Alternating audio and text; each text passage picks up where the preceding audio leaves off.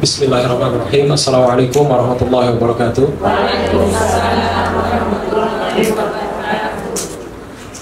Innal hamdalillah nahmaduhu wa nasta'inuhu wa nastaghfiruh wa na'udzu billahi min shururi anfusina wa min sayyiati a'malina.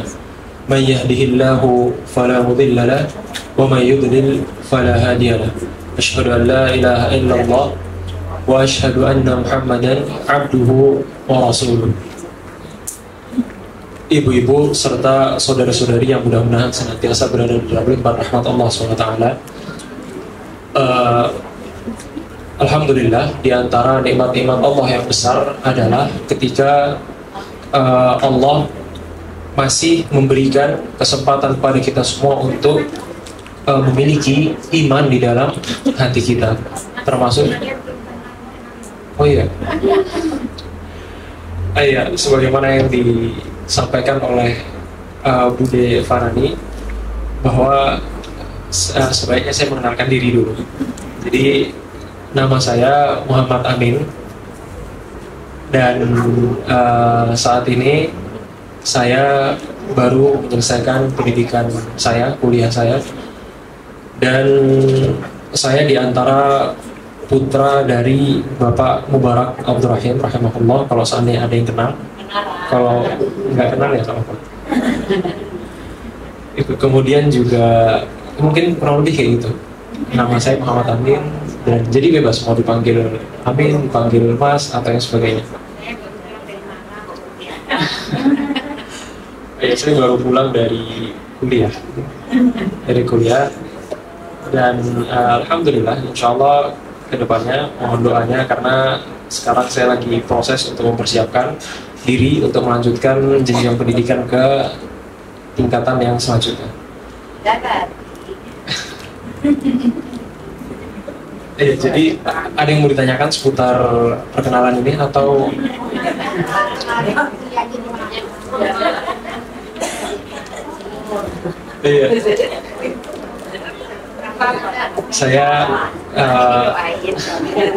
Saya kuliah kemarin untuk S1-nya atau sarjana itu di Universitas Islam Madinah di Arab Saudi, dan insya Allah juga kedepannya harapan besarnya adalah saya mampu melanjutkan pendidikan juga di Arab Saudi untuk ke tingkatan Islam.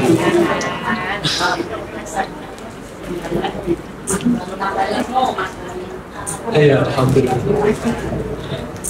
Dan saya karena lama di sana dan baru pulang sekitar bulan Juli sekitar tanggal 11 Juli lalu. Jadi mungkin di Pontianak ini udah hampir 2 bulan, 1 bulan lebih seperti itu. Dan saya rasa cukup ya.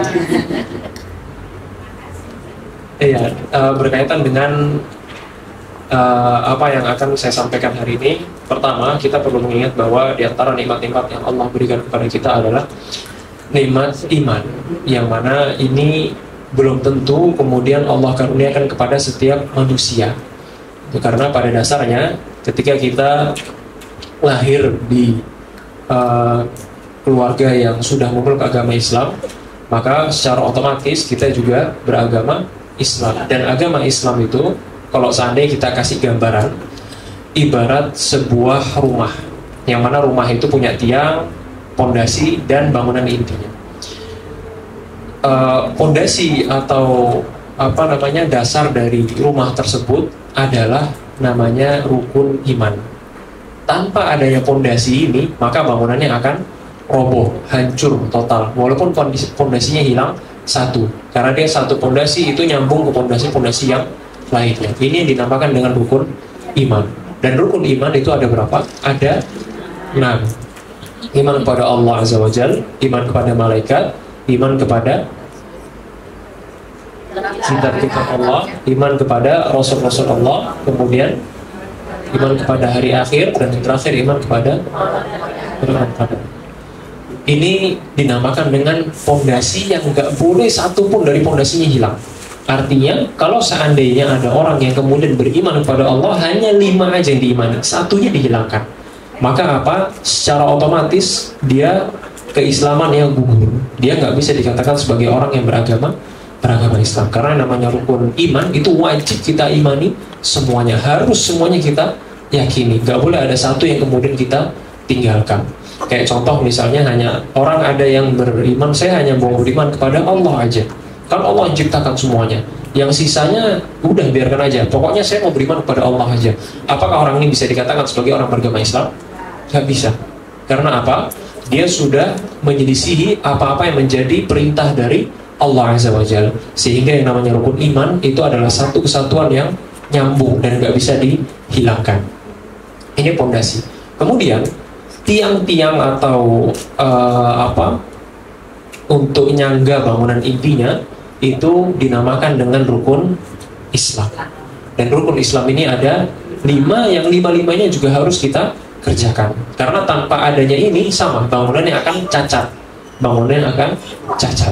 Dia nggak sampai menghancurkan bangunannya, tapi tetap bangunannya akan cacat, nggak sempurna. Rukun Islam itu ada 5, apa aja? Syahadat, sholat, puasa, zakat, dan haji. Yang mana kelima hal ini semuanya juga harus kita kerjakan tanpa terkecuali. Kecuali haji. Haji ini hanya diwajibkan untuk orang yang memiliki kemampuan. Adapun orang yang belum memiliki kemampuan, maka kewajibannya gugur. Tapi kalau seandainya dia punya kesempatan, dia sudah mampu untuk mengerjakan ibadah haji dan sengaja ditinggalkan, kalau seandainya di waktu yang akan datang kemampuan itu mulai menurun sampai hilang, maka kewajibannya nggak gugur. Maka penting sekali bagi kita untuk memahami konsep itu tadi. Kita harus membangun rumah itu dengan cara yang benar, pondasinya benar, nyambung semuanya, tiang-tiang rumahnya bagus juga, sehingga apa? Bangunan intinya akan berdiri dengan kokoh. Dan di beberapa waktu terakhir ini banyak sekali informasi yang menyebar dan juga masuk banyak sekali pertanyaan berkaitan dengan gempa bumi yang akan terjadi, yang mana ini dikaitkan dengan ini kiamat, ini tanda-tanda kiamat besar ini. Karena di antara tanda kiamat besar apa? Ada namanya khusufat ats-tsalatsa. Khusufat ats-tsalatsa ini apa? Yaitu tenggelamnya 3 daratan. Yang mana tenggelamnya 3 daratan ini di antara tanda-tanda kiamat besar. Maka yang perlu kita pahami di sini adalah, pertama, perkara soal tentang hari kiamat itu tugas kita, satu-satunya tugas kita adalah apa? Hanya mengimani hari itu. Itu aja tugasnya. Terus apakah boleh kalau seandainya kita kemudian nebak-nebak, ini kayaknya akan terjadi tanggal sekian, akan terjadi kapan? Bolehkah kita mengatakan seperti itu? Nabi SAW pernah ditanya tentang perkara ini. Nabi SAW pernah ditanya tentang perkara ini. Dan ini sampai Allah abadikan di dalam surat Al-A'raf ayat 187, yang mana di situ disebutkan yas'alunaka 'anis sa'ah, yas'alunaka 'anis sa'ati ayyana mursaha. Mereka menanyakan tentang kapan terjadinya hari kiamat. Yang ditanyakan waktu, ya. Dia bukan menanyakan apakah akan terjadi atau enggak. Mereka sudah mengimani, tapi mereka nanya kapan akan terjadinya hari kiamat. Maka Allah Azza wa Jalla perintahkan apa? Qul innama ilmuha 'inda rabbi. Katakan kepada mereka, kasih tahu ke mereka bahwa ilmu tentang kapan akan terjadi hari kiamat ada pada Allah Azza wa Jalla. Sehingga bisa dipahami apa? Tugas kita ketika kita sudah tahu tentang hari kiamat, tugas kita hanya mengimani aja. Tugas kita hanya mengimani. Adapun waktu nggak ada yang tahu. Bahkan Nabi SAW, kekasih Allah yang Allah kasih wahyu secara langsung kepada Nabi SAW. Allah kasih salah satu kitab suci kepada Nabi Muhammad SAW. Artinya apa? Ini orang spesial luar biasa di hadapan Allah. Tapi tetap dia nggak tahu kapan akan terjadi hari kiamat. Maka kalau seandainya Nabi SAW, orang yang kemudian mengajarkan agama Islam, menyempurnakan agama Islam aja nggak tahu kapan terjadi hari kiamat, maka apalagi kita. Dan kita sebagai seorang muslim yang baik, hendaknya apa? Kita mengikuti apa-apa yang diajarkan oleh utusan Allah. Apa-apa yang diajarkan oleh utusan Allah sesuai dengan apa? Sesuai dengan pemahaman para sahabatnya. Dan berbicara tentang hari kiamat, yang namanya hari kiamat itu terbagi menjadi 2. Terbagi menjadi 2. Jadi ada kiamat besar dan ada kiamat kecil. Dan kiamat besar itu nggak akan terjadi sebelum yang kecil ini terjadi dulu. Kalau yang kecil belum beres, belum lewat, maka yang besar nggak akan nggak akan datang. Di antara tanda-tanda kiamat kecil itu apa? Di antara yang pertama adalah menyebarnya keburukan, kezaliman. Aisyah radhiyallahu anha ketika nanya kepada Nabi sallallahu alaihi wasallam, "Ya Rasulullah, kapan terjadi hari kiamat itu kapan?" Hari kiamat itu akan terjadi. Maka kata Nabi sallallahu alaihi wasallam, hari kiamat nggak akan terjadi kecuali apa? Kezaliman atau keburukan dan kejahatan akan tersebar di seluruh muka bumi.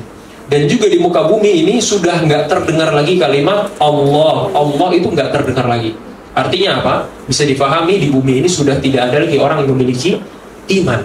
Karena sudah nggak ada lagi tuh orang yang menyebutkan nama Allah. Sehingga ketika sudah kondisinya seperti ini, barulah terjadi hari kiamat.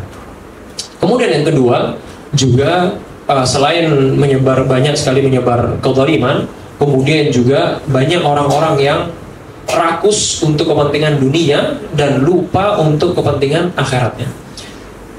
Kalau seandainya kita ditanya, boleh nggak kalau seandainya kita nyari rezeki gitu, nyari nafkah untuk kehidupan sehari-hari, nyari kepentingan dunia, boleh nggak? Boleh. Bahkan kita diharuskan untuk kemudian mencari rezeki. Karena rezeki itu kita jemput, bukan kita di rumah tiba-tiba datang hujan gitu, enggak.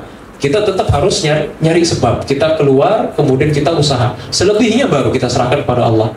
Sebabnya apa? Sebabnya adalah karena kita cari. Nanti hasilnya baru kita serahkan kepada Allah Azza wa Jalla. Artinya boleh kita nyari. Tapi yang jadi masalah adalah banyak orang-orang yang kemudian terlalu haus untuk nyari kepentingan dunia, sehingga apa? Cara-cara yang nggak betul dilakukan. Selain cara-cara yang nggak betul dilakukan, kemudian apa? Dia juga meninggalkan kewajiban dia sebagai seorang muslim. Belum lama ini pernah kita lihat juga ada orang-orang yang ngambil harta secara nggak halal, yang angkanya sampai ratusan triliun. Dan ini sesuai dengan sabdanya Nabi Sallallahu Alaihi Wasallam, bahwa nanti akan ada orang-orang yang rakus terhadap kepentingan dunia. Apapun caranya dia akan ngambil. Coba kalau kita pikirin, duit ratusan triliun buat apa? Makan sehari-hari 1 juta pun nggak akan habis itu duit. Gitu. Saking rakusnya. Bahkan Nabi Sallallahu Alaihi Wasallam juga sampaikan, "Lau kana li ibni Adam wadiyan min dhahabin, ahabba an yakuna lahu wadiyan." Kalau seandainya anak cucu Adam dikasih emas satu lembah itu isinya emas semua, maka apa? Dia akan nyari lembah kedua untuk dipenuhi dengan emas juga. Walam yamla'u fahu illa turab. Dan mulutnya itu nggak akan pernah puas, nggak akan pernah terpenuhi dengan hawa nafsunya, kecuali apa? Kecuali tanah yang udah ngisi mulutnya. Maksudnya apa? Kematian. Dia nggak akan puas, nggak akan pernah berhenti nyari harta kepentingan dunia dan meninggalkan perkara akhirat sampai dia meninggal. Barulah kemudian dia berhenti di situ. Ini yang kedua. Kemudian juga yang berikutnya adalah apa? Diwafatkannya para ulama. Jadi di antara cara Allah Azza wa Jalla untuk mendatangkan hari kiamat adalah dengan cara diwafatkannya ulama. Tujuannya apa? Allah Azza wa Jalla itu adalah zat yang mampu menurunkan ilmu yang ada di bumi. Berarti juga Allah Azza wa Jalla mampu juga untuk ngambil ilmu yang ada di muka bumi. Dan ilmu di sini, ilmu yang dimaksud di sini adalah ilmu syar'i, ilmu yang berkaitan dengan perkara agama. Dan di antara cara Allah untuk mengangkat ilmu itu adalah dengan diwafatkan oleh para ulama. Kenapa seperti itu? Karena ketika para ulama ini wafat, maka apa? Orang-orang akan kehilangan sosok yang berharga. Nah, ketika mereka sudah kehilangan sosok yang berharga ini, dia akan nyari penggantinya. Sehingga diangkatlah orang-orang jahil, orang-orang yang nggak punya ilmu. Sehingga ketika diangkat orang-orang nggak punya ilmu tadi, akhirnya apa? Dia menyebarkan kesesatan, menyebarkan kejahilan. Yang mana dengan menyebarnya kejahilan ini, akhirnya apa? Perlahan ilmu yang benar, ilmu agama yang benar, yang lurus itu akan hilang. Kemudian juga yang berikutnya adalah di antara tanda kiamat kecil, yaitu dengan banyak terjadinya gempa bumi di muka bumi. Dan kalau kita lihat sekarang sudah banyak terjadi gempa bumi. Kemudian juga akan muncul api yang besar dari daerah Hijaz. Daerah Hijaz itu daerah yang dekat kota Madinah, yang mana api yang muncul dari daerah Hijaz ini akan menerangi sekitar Hijaz. Bahkan saking besarnya api ini, itu bisa dilihat terangnya itu dari daerah Basra, Irak.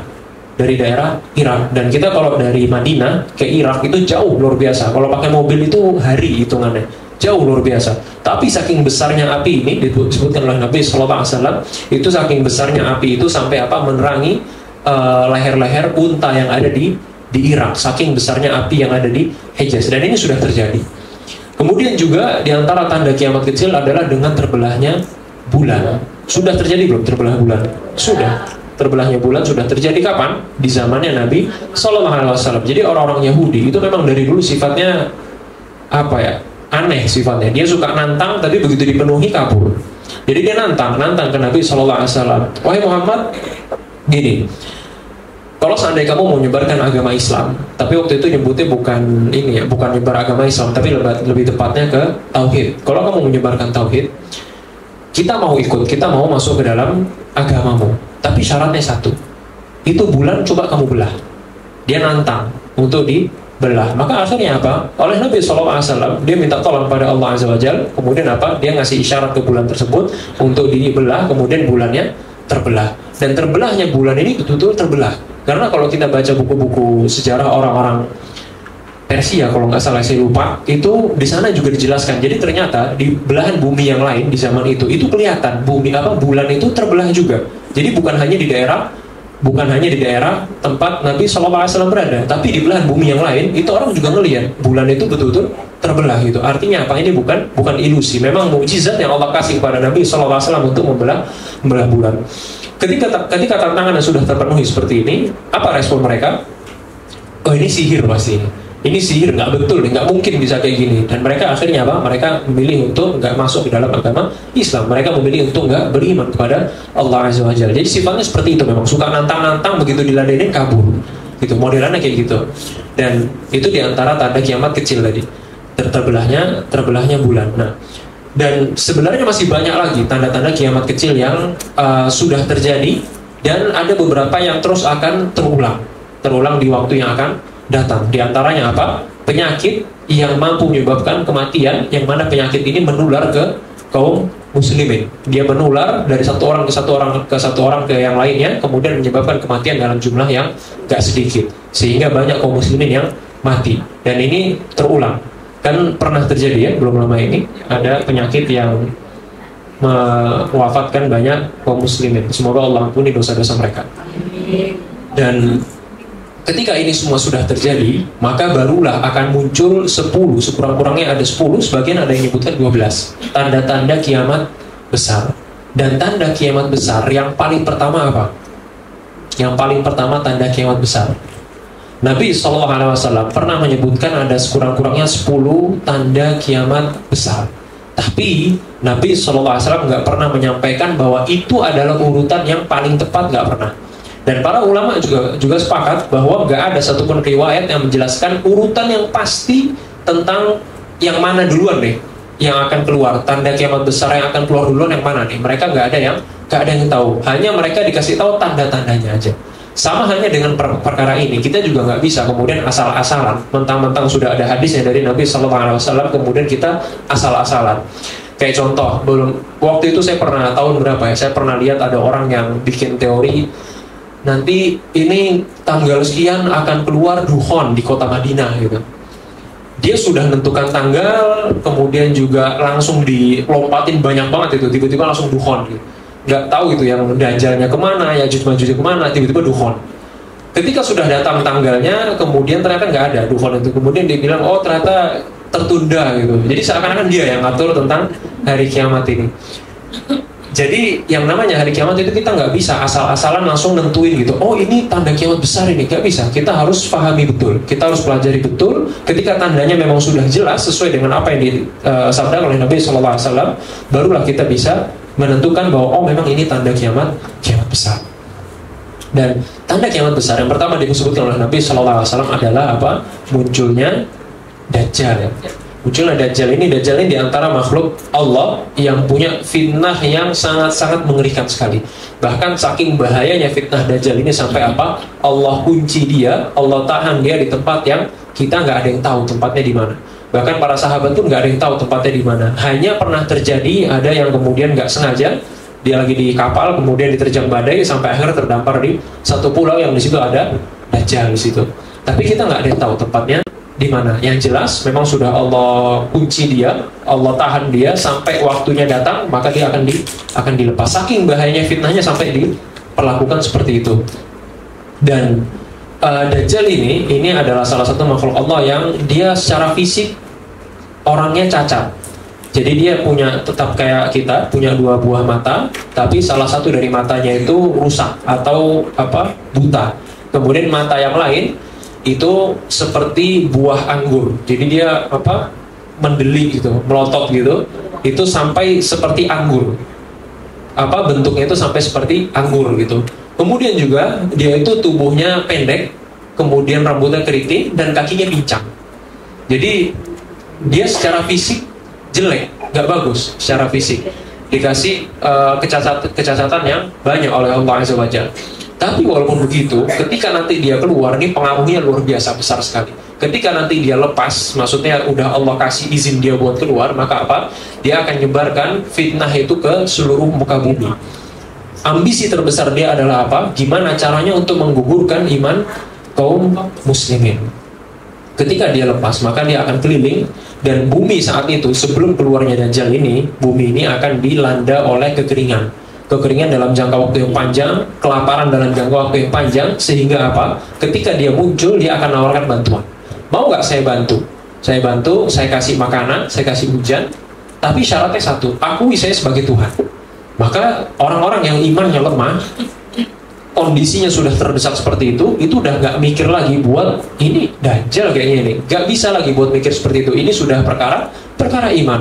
Maka ketika orang itu punya iman yang lemah, maka dia dengan sukarela akan menjadikan Dajjal tersebut sebagai Tuhannya. Dia akan mengakui hal tersebut. Ketika sudah dipenuhi keinginannya, dia mengakui Dajjal adalah Tuhan, barulah kemudian dia akan bantu atas izin Allah. Dia akan bantu, dikasih makanan, dikasih hujan, kemudian tanaman-tanaman jadi subur kembali, tapi tetap atas izin Allah.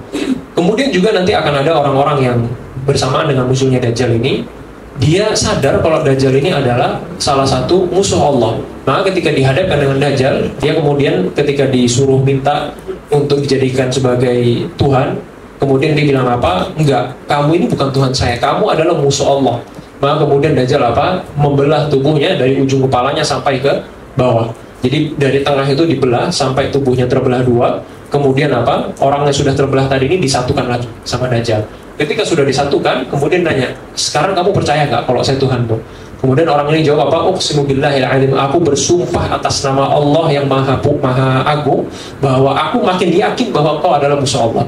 Maka ketika orang ini ingin dibunuh untuk kedua kalinya, kemudian ternyata nggak Allah kasih izin, sehingga dia nggak bisa dibunuh oleh Dajjal. Dan di waktu yang sama juga kaum muslimin atau orang-orang yang beriman itu akan balik lagi, akan berkumpul lagi ke kota Madinah. Karena Nabi SAW sampaikan la yarizul iman ilal Madinah kama ta'rizul hayya ila juhriha. Iman itu akan berkumpul, akan balik lagi di kota Madinah sebagaimana ular atau hewan-hewan lainnya yang mereka itu pasti akan balik ke sarangnya masing-masing. Dan kalau kita lihat entah itu di sawah atau di tepi-tepi kali, itu yang kalau misalnya ada lubang-lubang belut mungkin di situ atau ular, mereka kalau udah keluar dari satu sarangnya, dia balik pasti nggak nyasar, pasti akan balik ke lubang yang sama. Itulah gambaran iman juga akan balik ke kota Madinah. Dan ketika iman itu sudah, orang-orang beriman itu sudah kumpul di kota Madinah, ketika Dajjal ngejar untuk untuk narik orang-orang yang ada di Madinah, ternyata di kota Madinah itu dijaga, di setiap pintunya itu ada 7 pintu di kota Madinah, dan di setiap pintunya itu dijaga oleh malaikat yang menghunuskan pedangnya, sehingga Dajjal nggak bisa masuk, dijaga. Sehingga akhirnya Dajjal kemudian naik ke dataran yang tinggi, kemudian dia menghentakkan kakinya yang kemudian akan menggugurkan iman kaum muslimin yang ada di sana, sehingga ketika iman orang-orang yang imannya lemah akan gugur imannya dan keluar dari kota Madinah menjadi pengikut si musuh Allah ini, yaitu Dajjal. Setelah sudah seperti itu, kemudian juga akan muncul juga di antara tanda kiamat besar lainnya selain keluarnya Dajjal adalah munculnya Imam Mahdi. Nah, sama hanya dengan Imam Mahdi juga, kita nggak bisa sembarangan menentukan ini orangnya itu. Kita nggak bisa, karena Imam Mahdi sendiri dia nggak tahu kalau dia itu adalah Imam Mahdi. Dia nggak tahu sampai waktunya Allah kasih petunjuk, memang Allah kasih tahu bahwa dia adalah Imam Mahdi. Artinya dia sendiri adalah seorang Imam Mahdi, itu nggak ada yang tahu. Dia bahkan dirinya sendiri pun nggak sadar kalau ternyata dia adalah Imam Mahdi. Dan dia itu baru akan Allah utus sebagai seorang pemimpin, akan menjadi seorang penengah di antara kaum muslimin itu ketika umurnya sekitar 3-40 tahun. seperti itu. Dan dia ini berasal dari salah satu keturunannya Nabi Shallallahu Alaihi Wasallam, dan digambarkan bentuk fisiknya digambarkan oleh para ulama adalah dia kulitnya putih, kemudian hidungnya mancung, kemudian alisnya itu seperti tipis gitu. Alisnya tipis, kemudian di pundaknya itu punya tanda juga. Di belakang pundaknya sini dia ada tanda. Yang mana tanda ini juga dimiliki oleh para nabi. Jadi para nabi itu punya tanda khusus di belakangnya, itu ada tanda kenabiannya.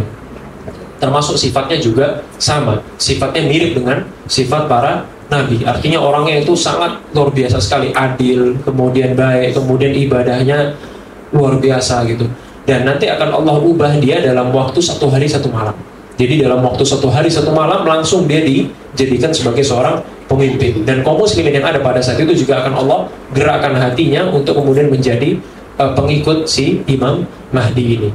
Ini tanda yang kedua. Kemudian yang ketiga, tanda kiamat besar itu adalah munculnya Nabi Isa, atau lebih tepatnya turunnya Nabi Isa alaihissalam. Yang mana Nabi Isa alaihissalam ini ketika dia turun ke muka bumi, tujuannya adalah sebagai pemimpin kaum muslimin untuk memerangi siapa? Memerangi Dajjal. Dan turunnya Nabi Isa ini tepat sekali sebelum sholat didirikan. Jadi ketika iqamat sudah dikumandangkan, ketika akan didirikan sholat, kemudian Nabi Isa turun. Sehingga Imam Mahdi kemudian mempersilahkan Nabi Isa untuk menjadi imam. Maka kemudian Nabi Isa menyampaikan bahwa imam dari kalian. Sehingga Nabi Isa tetap menjadi makmum di situ. Dan yang menjadi imam adalah Imam Mahdi. Dan Nabi Isa alaihissalam ini ketika dia turun ke bumi, kemudian dia akan memimpin kaum muslimin untuk memerangi Dajjal. Dan pada saat itu Dajjal ini sudah ada di bahasanya markas. Dia sudah ada di markasnya gitu. Yang di situ dia bersama dengan para pengikutnya. Dan orang-orang yang beriman ini jumlahnya nggak banyak, sedikit sekali. Jumlahnya sedikit. Maka ketika Nabi Isa alaihissalam memimpin kaum muslimin untuk memerangi Dajjal, ketika berangkat sampai saya lupa ada nama tempatnya itu Babulut atau apa, saya lupa namanya. Maka ketika menuju ke gerbang tersebut, kemudian Dajjal dikasih tahu bahwa ada orang yang siap memerangi Dajjal. Dan Dajjal ini pada saat itu sudah menguasai muka bumi dalam waktu yang gak sebentar, panjang. Dia menguasai bumi dalam jangka waktu yang panjang dan belum ada yang bisa ngalahin. Maka ketika dapat informasi itu dia senang. Wah, siapa ini yang berani nantang gitu? Selama ini belum pernah ada yang bisa ngalahin dia. Karena memang Allah kasih dia kelebihan berupa dia punya kekuatan-kekuatan yang gak bisa dilakukan sebagaimana manusia pada umumnya. Maka ketika Dajjal keluar, ternyata di depan sudah ada Nabi Isa yang nunggu. Ketika nampak Nabi Isa, maka Dajjal ini mulai tubuhnya itu meleleh ketika melihat Nabi Isa alaihissalam, sebagaimana lilin yang kalau seandainya kita nyalakan lilin, kemudian lilin itu akan meleleh. Maka kondisi Dajjal itu seperti itu. Dan Nabi Isa alaihissalam itu nggak mau biarkan Dajjal itu mati karena meleleh. Dan ketika sudah melihat kondisinya meleleh, maka Nabi Isa segera ngejar Dajjal, kemudian dibunuh. Dajjal itu akan dibunuh di tangan Nabi Isa. Nah, setelah wafatnya Dajjal ini, kemudian di muka bumi ini nggak akan disisakan satupun orang-orang yang nggak memiliki iman. Artinya semua orang-orang yang nggak beriman yang mengikuti Dajjal itu semuanya akan dibasmi tanpa tersisa satupun. Semuanya, bahkan nanti pohon-pohon, batu-batu itu akan saling ngasih tahu tempat persembunyian orang-orang Yahudi. Wahai muslimin, sungguhnya di belakangku ini ada orang Yahudi yang sedang sembunyi gitu, bunuhlah dia gitu. Sampai seperti itu, dan tidak akan tersisa satupun. Ketika sudah seperti ini, kemudian muka bumi ini akan dibuat oleh Allah Azza wa Jalla berada dalam keadaan yang sangat tentram sekali. Di situ nggak ada orang kecuali orang itu pasti punya iman. Dan iman yang mereka ini adalah iman yang baik, nggak kayak sekarang. Sekarang kan banyak orang-orang yang ngakunya beriman tapi 271 triliun, jadi kan? Tapi nggak tahu beriman nggak? Allah alam.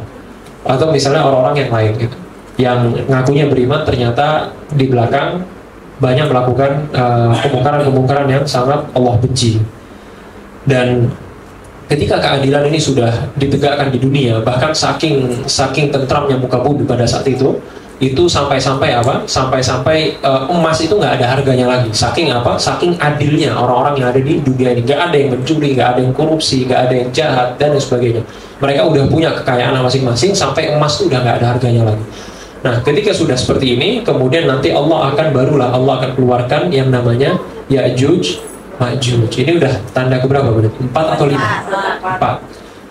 Tanda kiamat besar yang keempat adalah munculnya Ya'juj Ma'juj. Ya'juj Ma'juj ini juga diantara makhluk-makhluk Allah yang jumlahnya itu banyak, luar biasa. Bahkan sebagian ulama menyampaikan perbandingan Ya'juj dan Ma'juj dengan manusia yang ada zaman sekarang itu ibaratnya 1:99, saking banyaknya dia. Artinya kalau sekarang jumlah kita berapa misalnya? 10 berapa miliar sih orang di muka bumi ini? 7 kalau nggak salah. Kalau saya salah tolong dikeliru. Sekitar taruhlah 7 miliar. 7 berarti kali berapa? 90. Ya banyak lah pokoknya. Iya, banyak cuma daripada kita jauh gitu. Dan mereka ini sifatnya sangat-sangat perusak sekali. Sangat-sanat perusak. Dan mereka ini hidup di zamannya siapa? Di zamannya Dzulkarnain. Dan ketika Ya'juj Ma'juj ini ada pada saat itu, dan waktu itu belum dikurung kayak sekarang, belum dikasih tembok, dan dia waktu itu masih ada dan sifatnya sangat-sangat perusak. Pokok dia udah masuk suatu kampung, maka kampung itu pasti hancur. Tanamannya hilang semua, hancur, kemudian hewan-hewannya juga pada mati gitu. Karena apa? Saking rakusnya mereka ini, dan sifatnya sangat agresif sekali, ngerusak barangnya itu luar biasa. Sehingga akhirnya Allah perintahkan salah satu utusannya, yaitu Dzulkarnain, untuk kemudian bikin tembok yang membentengi lokasinya Ya'juj dan Ma'juj. Jadi Ya'juj dan Ma'juj itu berada di antara dua bukit, kemudian dibikin tembok gitu. Lokasinya di mana? Allahu a'lam. Kita nggak ada yang tahu lokasinya di mana. Dan dia akan terus bertambah, jumlahnya akan terus bertambah. Dan saking bahasanya, saking barbarnya mereka ini, itu tembok yang dibangun itu dari cairan tembaga dan timah. Artinya keras luar biasa temboknya, bukan hanya sebatas semen gitu, enggak. Tembok yang keras ini itu juga setiap hari itu selalu digali sama mereka, digali tembok itu sampai kemudian temboknya bolong. Dan ketika tembok itu sudah bolong, maka mereka salah satu pemimpin dari mereka kemudian akan bilang apa? Besok kita lanjut lagi. Ketika mereka besok datang, ternyata apa? Lubangnya udah nggak ada, sudah Allah tutup kembali lubangnya itu. Dan terus akan berulang seperti itu sampai nanti ada datang waktunya ketika memang sudah mereka Allah kasih izin untuk keluar, maka mereka akan berhasil untuk menjebol tembok tersebut. Kapan akan terjadinya? Allah alam. Kita nggak bisa tentukan waktunya. Tugas kita hanya mengimani saja. Dan mereka ketika keluar, saking rakusnya mereka ini, digambarkan oleh para ulama, kalau seandainya dia mampir di satu sungai, jadi dia itu kan ada banyak, terbagi menjadi berapa kelompok gitu. Kalau seandainya satu kelompok sampai di satu sungai, minum di situ, maka nanti kelompok yang kedua datang udah kering sungai itu, habis sungai itu. Saking rakusnya mereka ini, dan kita sulit membayangkan ini seperti apa mereka ini. Seperti itu. Ini tanda yang keempat. Dan Ya'juj dan Ma'juj ini kemudian nanti juga akan memojokkan kaum muslimin. Kaum muslimin ini posisinya nggak tertolong lagi, sudah banyak yang wafat. Kemudian ketika posisinya sudah terpojok, kemudian Nabi Isa alaihissalam akan minta tolong sama Allah Azza wa Jalla untuk membantu kaum muslimin, yang mana kemudian akan Allah bunuh mereka hanya dengan ulat yang kemudian nanti akan keluar dari tubuh mereka dan mereka akan mati. Dan ketika mereka ini sudah mati, saking banyaknya mereka ini sampai bumi itu banjir darah, saking banyaknya jumlah mereka ini. Dan ketika itu Nabi Isa juga minta tolong pada Allah Azza wa Jalla untuk bantu dibersihkan jenazah-jenazah mereka ini. Dan hanya dalam waktu 1 hari kemudian Allah bersihkan jenazah mereka. Kemudian muka bumi itu jadi bersih.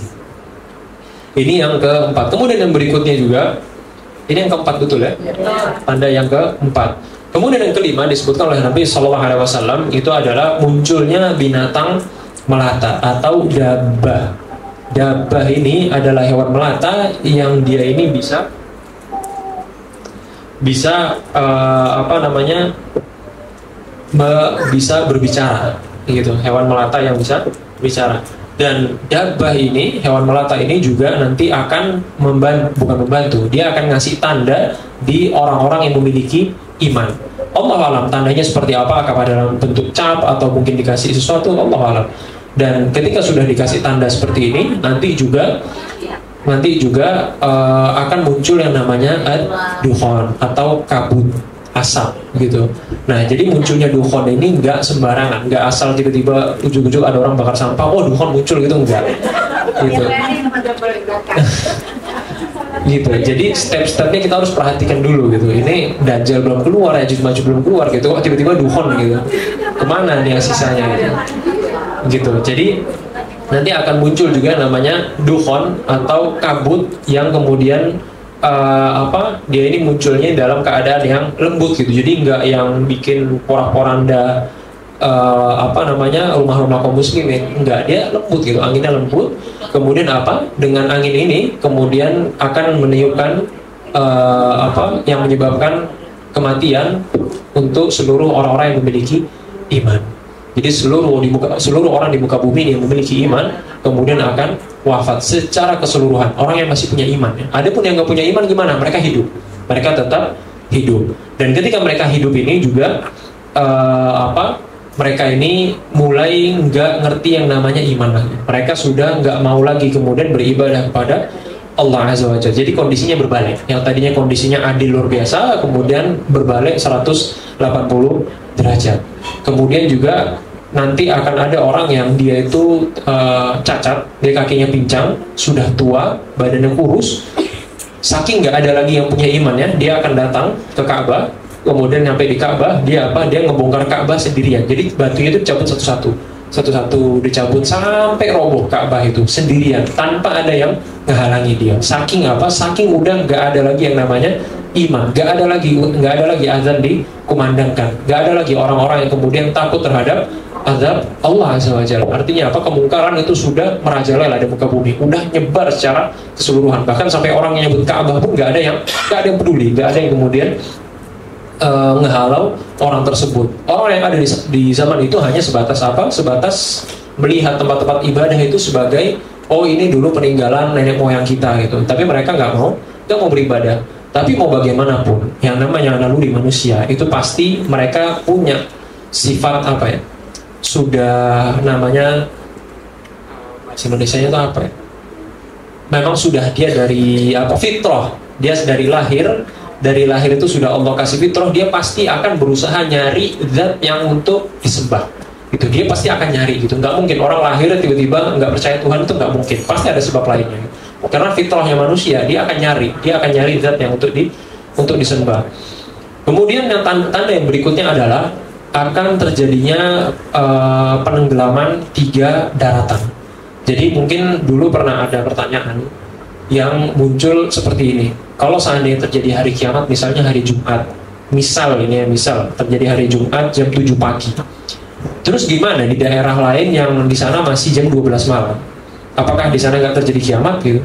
Enggak. Jadi nanti sebelum terjadi kiamat itu akan terjadi namanya khusufat ats-tsalatsa. Khusufat ats-tsalatsa ini adalah tenggelamnya 3 daratan. Daratan pertama di daerah timur, kemudian di daerah barat, dan terakhir di Jazirah Arab. Sehingga nanti akan tersisa hanya satu wilayah aja, akan tersisa satu daratan. Jadi yang lain sudah pada tenggelam, tinggal satu daratan. Dan ketika terjadinya kiamat ya sudah, tinggal laksanakan hari kiamat itu di tempat tersebut tanpa harus mikirin nanti di sana jam segini terjadi nggak hari kiamat gitu, jam segini enggak gitu. Seperti itu. Kemudian juga nanti akan muncul api yang akan menggiring orang-orang itu ke tempat mereka berkumpul. Jadi sebelum terjadi penenggelaman itu juga akan terjadi munculnya api yang sangat besar yang akan menggiring orang-orang ngumpul di satu titik. Sehingga ketika terjadi hari kiamat, mereka sudah berada di dalam satu tempat yang sama. Barulah kemudian tanda yang paling besar adalah terbitnya matahari dari barat.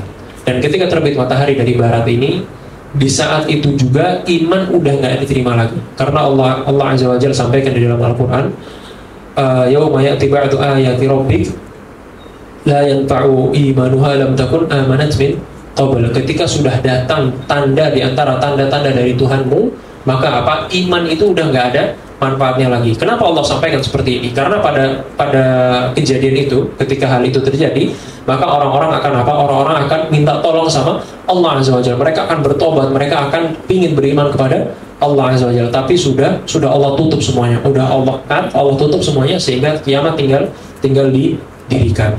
Seperti itu. Jadi pada dasarnya memang fitrah manusia, dia sejahil-jahilnya mereka, itu tetap mereka pasti paham bahwa mereka itu berada di dunia ini tidak lain karena sebab zat yang menciptakan mereka, yaitu Allah Azza wa Jalla. Ini udah berapa tanda? Berapa? 8 atau 9? Ini 8. Apa yang 8?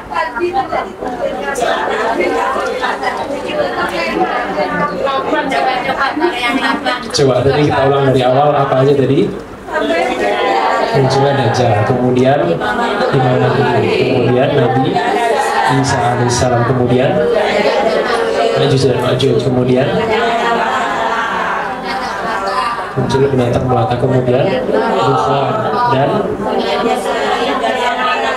tenggelamnya 3 daratan, dan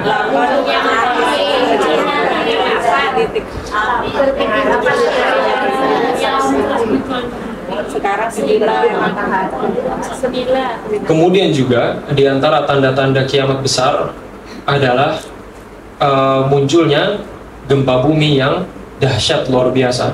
Gempa bumi yang dahsyat sangat luar biasa, yang mana dengan gempa bumi ini juga akan kemudian mengguncang orang-orang yang tadinya nggak beriman, sudah mulai goyang dia kepingin minta tolong kepada Allah Azza wa Jalla. Tapi mau bagaimanapun orang, kalau seandainya nggak Allah kasih hidayah, maka dia nggak akan pernah beriman kepada Allah Azza wa Jalla. Dia nggak akan pernah beriman, walaupun dia sudah dihadapkan dengan posisi yang paling menurut kita udah harusnya beriman orang ini. Kayak contohnya siapa? Salah satu pamannya Nabi Muhammad SAW. Siapa? Abu Talib. Abu Talib ini adalah salah satu paman Nabi SAW yang sangat dicintai oleh Nabi SAW. Tapi yang namanya hidayah itu nggak bisa. Kita nggak bisa kemudian ngasih hidayah ke seseorang. Memang kalau udah Allah nggak mau kasih hidayah pada seseorang, nggak mau ditanamkan iman di dalam hatinya, mereka nggak akan beriman. Seperti itu. Ini tanda-tanda kiamat besar yang bisa saya sampaikan secara umum. Jadi sampai di sini, kalau seandainya ada hal-hal yang dirasa sebagai kesalahan atau ada yang perlu dikoreksi atau ada yang ingin ditanyakan, maka kami persilahkan. Wallahu a'lam bishawab. Silakan ibu-ibu yang ingin bertanya. Ya Pak. Ada pertanyaan? Nggak apa lah, kok takut? Nggak dimarah tanya Mbak. Takut telepon? Mas sambil diminum, bahkan tidak apa-apa, ibu-ibu biar berpikir. Silakan Mbak, siapa yang bertanya? Pak Rizka, ada pertanyaan? Tanya. Takut. Apa Mbak? Namanya takut membayangkan yang bedanya tuh apa? Kan dia tambah-tambahnya. Kalau nggak ada, saya lanjutkan sedikit. Lantas, ketika kita sudah mengetahui tanda-tanda kiamat besar tadi, kan kita sudah tahu tugas kita adalah mengimani hal tersebut. Apakah hanya sampai di situ? Enggak. Dengan kita tahunya tanda-tanda kiamat besar tadi ini, sudah menjadi kewajiban bagi kita semua untuk apa? Ini menjadi tas untuk iman kita. Iman kita ini harusnya terisi atau kecas dengan pengingat tentang hari kiamat. Walaupun memang yang namanya hari kiamat itu akan terjadi kepada seburuk-buruknya umat manusia, yang mereka sudah nggak beriman lagi, sudah nggak ada lagi yang ingat kepada Allah Azza wa Jalla, baru terjadi hari kiamat besar. Terus apakah dengan seperti itu berarti kita kalau gitu aman lah, santai lah gitu? Enggak. Karena pada dasarnya setiap manusia itu akan dihadapkan dengan yang namanya kiamat kecil yang pasti akan terjadi kepada setiap manusia. Apa itu? Kematian. Kematian ini akan datang kepada setiap manusia. Setiap orang pasti akan menghadapi yang namanya kematian, tanpa terkecuali. Nggak ada satupun yang bisa selamat dari yang namanya kematian. Bahkan para nabi sekalipun juga diwafatkan oleh Allah Azza wa Jalla. Maka ketika kita sudah mengetahui hal ini, sudah menjadi kewajiban bagi kita untuk kemudian kita khawatir dengan apa yang akan kita pertaruhkan di hadapan Allah Azza wa Jalla. Kan kita tadi sudah jelas ya, sudah ada pondasi, kita lagi bangun rumah, udah ada pondasinya, ada tiangnya, ada bangunan utamanya, tapi masih belum ada perabotnya. Perabotnya itu apa? Isi rumahnya, yaitu kita penuhi dengan banyak menunaikan apa-apa yang menjadi perintah Allah Azza wa Jalla dan menjauhi larangannya. Makin kita banyak berbuat amal soleh, maka rumah itu makin ramai, makin banyak perabotnya. Sebaliknya juga gitu. Makin kita banyak melakukan perbuatan-perbuatan yang Allah murkai, maka rumah itu akan menjadi kosong. Dan kita kalau tinggal di satu rumah, Di sana nggak ada kompor, nggak ada panci, nggak ada tempat tidur. Mau kita tinggal di sana? Mungkin kita akan mikir lagi gitu. Ini susah kayaknya tinggal di sini gitu. Sama halnya dengan kita yang memiliki iman. Kita ibaratnya sekarang punya rumah, maka tugas kita sebelum kita dihadapkan kepada Allah Azza wa Jalla adalah memenuhi rumah tersebut. Mudah-mudahan kita semua menjadi orang-orang yang Allah jauhkan dari kriteria orang yang paling buruk yang kemudian akan menghadapi hari kiamat tadi. Kemudian juga mudah-mudahan Allah jadikan akhir hayat kita menjadi akhir yang baik. Mudah-mudahan ilmu yang hari ini kita dapat bisa menjadi manfaat dan juga bisa menjadi ilmu yang bermanfaat untuk saudara-saudara kita, keluarga kita. Kita cukupkan sampai di sini. Kita tutup dengan doa kafaratul majlis. Subhanakallahumma wa bihamdika asyhadu an la ilaha illa anta astaghfiruka wa atubu ilaik. Wallahu a'lam bishawab. Assalamualaikum warahmatullahi wabarakatuh.